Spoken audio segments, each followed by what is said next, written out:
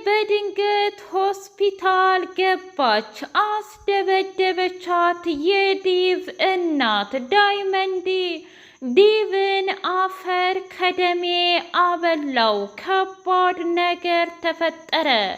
እጅጉን የደነገጠችው እና ራሷን ስታ ተፈንክታ ሆስፒታል የገባችው አደይ ሊሊ በሌላ በኩል ልቧ ተሰብሮና እንዲሁም ደግሞ ቤዛ አደገኛ አረመኔ ሆና ከስር መፈተቷን ስትሰማ ሊሊ በጣም ግራ ገባት። ምን እየተካሄደ ነው ያለው ብላ እራሷን ስትጠይቅ ኤላ ድጋሜ እንደከዳት አበሰረቻት። ምን እያልሽ ነው ቤዛ? የእውነቴን ነው ሊሊ። ከዚህ በኋላ ይህ ቤት ራሱ የሚሆነው የቤዛ ቤት እንጂ ያንቺ ቤት አይደለም እና በ24 ሰዓት ውስጥ ከዚህ ከቤት የማትወጭ ከሆነ ከባድ ነገር ነው የሚፈጠረው ብላ አለቻት። በፈለግሽበት ነይ እንጂ ይህን ቤትማ ትቼ አልሄድም። የእውነት ኤላ ጋ እደውላለሁ ብላ ኤላ ጋ ስልኩን አንስታ ስትደውልለት ምን ነው አንቺማ በጣም ደስተኛ ሆነሽ እኮ ከፈለግሽው ልጅ ጋር አሸሸ ገዳሜ እያልሽ አይደለም? የኔን ትውስታና የኔን ትዝታማ ለማጥፋት እኮ ደፋ ቀና የምታይነሽ እንዴት ደፍረሽ ትደውይልኛለሽ ብሎ አላት። አሁን እኔ ምንም ነገር እምልህ ነገር የለኝም። አሁን አንድ ጥያቄ እጠይቅሃለሁ ትመልሳለህ ብላ አለችው። ምንድን ነው? ምን እንደተፈጠረ ልነግርሽ እፈልጋለሁኝ ብሎ ሲላት፣ እንደዛ ከሆነ በጣም ጥሩ፣ እኔማ ልንገርህ ብዬ ነው። ምንድን ነው? በቃ ከዚህ በኋላ አርፈህ ዶክተርና ሩታ እጅጉን ስምጥምጥ እያለች ነው። ዶክተሩ ግራ ገባውና መሆነሽ ነው ሩታ? ዛሬም ነገም ሁሌም ትመጫለሽ? እኔ እኮ ግራ ገብቶኛል። ስለዚህ የሆንሽውን ነገር በግልጽ ንገሪኝ ብሎ ሲላት፣ እኔ ምልህ አይነ ውሃዬና ሁኔታዬ አያስታውቅም እንዴ? የእውነት አያሳብቅም? ያንተስ ደግሞ በጣም ከፋ፣ በጣም ባሰ ብላ ስትለው፣ እኔ እኮ ትምህርት አትማሪም ወይ? የእውነት ስራ የለሽም ወይ ብዬ በተደጋጋሚ እጠይቅሻለሁ፣ ንገሪኝ እስኪ ብሎ ሲላት፣ በባለፈው እኮ ነገርኩ፣ ወይስ ደግሞ 2-3 እንድነግርህ ፈልገህ ነው? እኔ ቤተሰብ እንደሌለኝና ስለ እኔ ደግሞ ማንም እንደማይጨነቅ ነግሬህ ነበረ ብላ አለችው። አይ ምንም ቢሆን እንኳ ይህች አክስትሽ ራሱ ስትጨነቅ ነበረ እና ለምንድን ነው ሁል ጊዜ ማንም እንደማይፈልግሽና እንደማይወድሽ እያረግሽ እያስመሰልሽ የምትናገሪው? የእውነት በጣም ያስጠላል ብሎ ሲላት፣ እኔ እውነቴን ነው እባክህ ዶክተር መናገር የፈለኩትን ነገር ተናግሬ ልጨርስ። ቆይ አንተ ግን አደይ ምንህ ናት ብላ አለችው። ይህን ጥያቄ የምትጠይቅኝ ቆይ ምን ለማድረግ እየሞከርሽ ነው ሩታ? ጀስት ጓደኛዬ ናታ። አይ ለጓደኛህማ በዚህ ልክ የምትጨነቅና የምትጠበብ አይመስለኝም። ምን ማለት ነው ደግሞ ይሄ? ኧረ እስኪ ንገረኝ። ቆይ እውነት ለመናገር ማን ይሙት አንተ እኮ ለአደይ ከምንም በላይ ነው። ልክ እንደ ፍቅረኛ ልክ አፍቅረሃት እየተሰቃየህ አይነት ሁኔታ ነው የምታደርገው ብላ አለችው። እንደዛ ከሆነም እሰይ፣ ግን ደግሞ አሁን ማድረግ ያለብኝን ነገር በሙሉ አደርጋለሁ። አንቺ ግን እባክሽን አርፈሽ ተቀመጭ ብሎ አላት። እሺ እኔማ መቀመጡን አርፌ እቀመጣለሁ፣ ግን ደግሞ ከባድ ነገር እየመጣብህ እንደሆነ እወቅ ብላ አለችው። ከአደይ ብትርቅ ይሻልሃል እያለች ስታወራ እንደ አጋጣሚ ዳይመንዶ መጣ። እንዴ ሻኪራ ምን እየሰራሽ ነው እዚህ? እንግዲህ ምከረው ጓደኛህን ብላ ስትሄድ ይገርማል። ቆይ እናንተ ሰዎች ግን ምን አይነት ፊልም ናችሁ ብሎ ሲለው ዶክተሩ፣ አንተ ደግሞ ከሻኪራ ጋር ምን አይነት ግንኙነት ነው ያለህ ዶክተር? አረ እኔ አላቅም። እዚህ መታ ያልሆነ የሆነ ነገር ቀባጥራ ትሄዳለች፣ ግን ደግሞ እኔ ምንም ልረዳት አልችልም ብሎ ሲለው፣ አይ ዶክተር አንተ ለካ ሙሉ ለሙሉ ልብህን ተቆጣጥራው አደይ እንዴት ስለሷ ልታስብ ትችላለህ? እባክህ እንደዚህ አይነት ነገር አታድርግ ብላ አለችው። አይ እውነት ለመናገር አደረግኩም አላደረግኩም በፍጹም ለውጥ አያመጣም።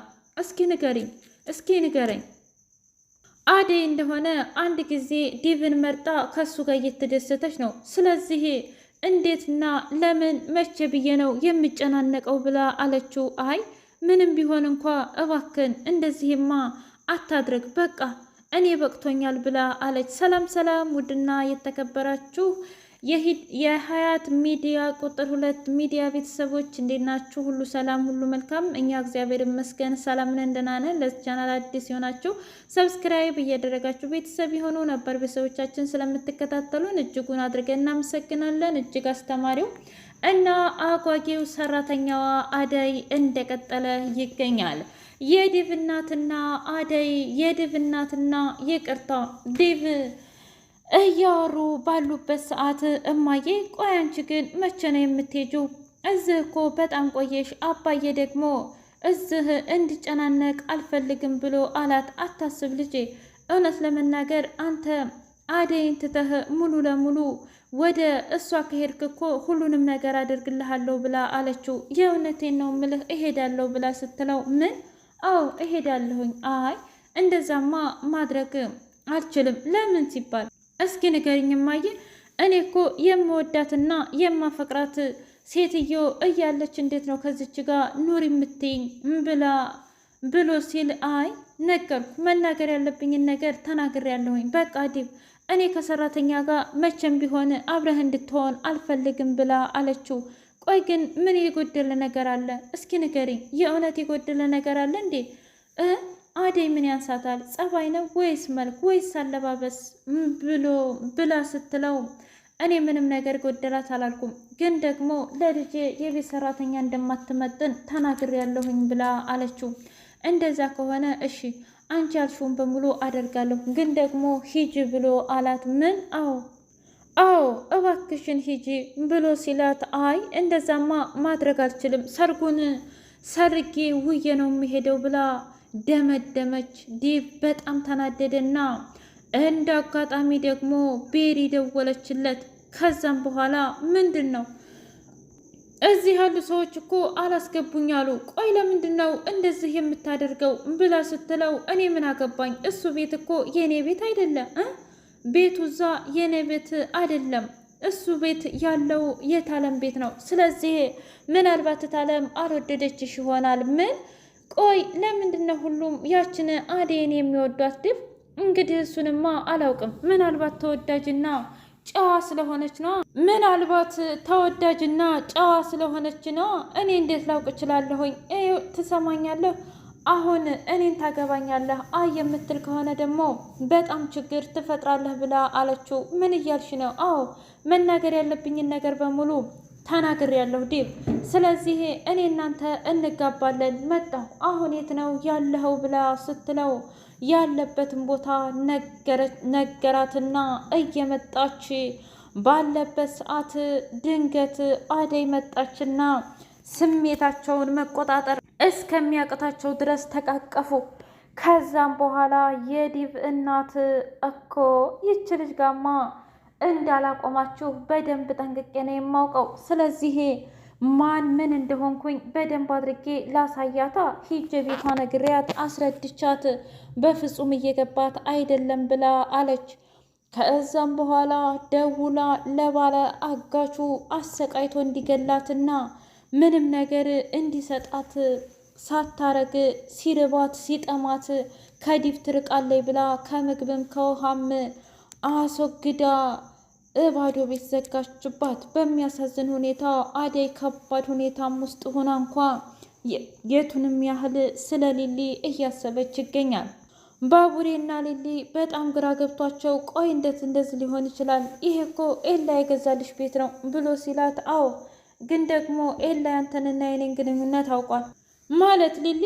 ታዲያ ቢያቅ ምን ችግር አለው? አንቺና እኔ ከድሮውም ሆነ አሁንም ምንም ችግር የለውም። ተፈላልገን ነው እንጂ አስገድጀሽ ነው እንዴ ሊሊ? እስኪ ንገሪኝ። እንዴ ለምንድን ነው እንደሱ የምትለው? ታዲያ ምንስ ቢሆን እንዴት ይሄንን ነገር ሊረዳኝ ይችላል? እኔ ግን አንድ ያልገባኝ ነገር አለ። ምንድን ነው? ምክንያቱም እንዴት እንደዚህ ሊያደርግ ይችላል ብዬ ነዋ። እስኪ ንገረኝ። አንድ ሰው የራሱን ነገር አስቀምጦና የራሱን ነገር ተናግሮ እንዴት ነው ሁለተኛ እንደዚህ የሚያደርገው? በጣም በሚያሳዝን ሁኔታ ሌላ ሰው እንዳፈቅር አይፈልግም ማለት ነው። እኔ እኮ በጣም ያበሳጨኛል። እስኪ ንገረኝ።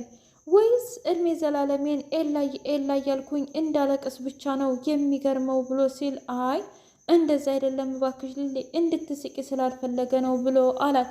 ዳይመንድ ባቡሬን አሁን ከዚህ በኋላ ስራችንን መስራት አለብን። እኔም የአበበን ቤት አንተም የሊልን ቤት በደንብ አድርገን ልናስመልሰው ይገባል ብሎ ቃል ገባለት።